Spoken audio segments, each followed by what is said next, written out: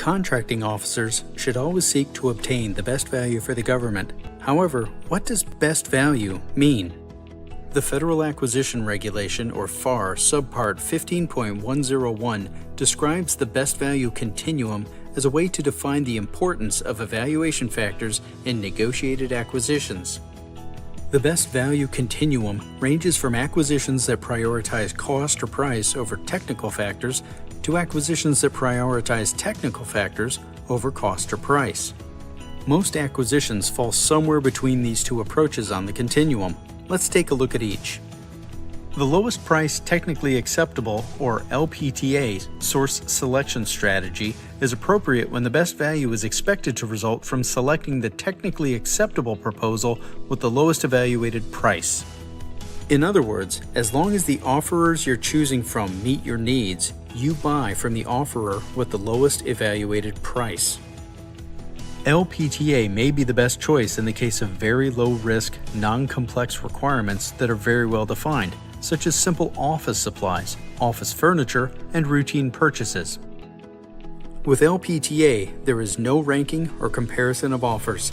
It's intended to be a simple selection process with minimum flexibility. It's important to remember that if you use LPTA, you must award the contract to the offerer with the lowest price who meets the minimum technical requirements that were specified in your solicitation. However, the trade-off source selection strategy is more appropriate to use when the source selection team determines that the best value may result from an offer that may not have the lowest price. In a trade-off, you give up some of one desired attribute to gain more of another desired attribute. For example, you may be willing to pay more for a more innovative solution or a higher quality product. Remember, when using the trade-off strategy, you must always thoroughly document your rationale. Let's take a look at how these two approaches apply when purchasing a government vehicle. The requirements state that the car must have 4 doors, come with a warranty, and have fewer than 150,000 miles. Cars R Us gives you a quote of $2,500 for a vehicle with 90,000 miles and a 1-year warranty. CarMart gives you a quote of $3,000 for a similar vehicle with 50,000 miles and a 7-year warranty.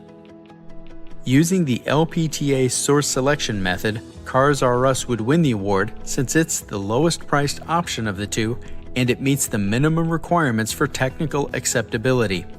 In contrast, the trade-off strategy would take into consideration that although CarMart's vehicle costs more, it has fewer miles and a longer warranty. Because these additional factors have the potential to save money over the life of the vehicle, CarMart's vehicle may provide the best value in the long run, even though its initial price is higher. Unlike making a purchase in your personal life, you must identify your evaluation factors before soliciting offers when buying for the government. When determining which source selection strategy to use, remember the following. If the price is the most important factor, consider using the LPTA source selection strategy. When non-cost factors are more important than cost or price, the trade-off source selection strategy is probably a better choice.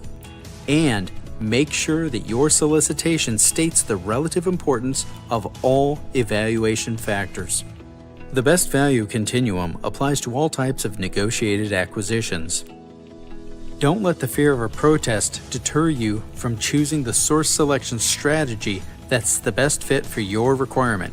There just needs to be enough documentation to establish that the relative merits and costs of the competing offers were considered, and that the source selection decision was reasonable. In this example, the best value would come from awarding to CarMart, since the lower mileage and extended warranty could save the government money over the life of the car. If we used LPTA, we wouldn't have been able to take advantage of the lower mileage and longer warranty period. Even if you choose the trade-off strategy, you can still award the contract to the lowest priced offerer. Using trade-offs can often provide greater flexibility if you decide that paying more upfront ultimately will benefit the government. For more information about the best value continuum, please visit www.fai.gov.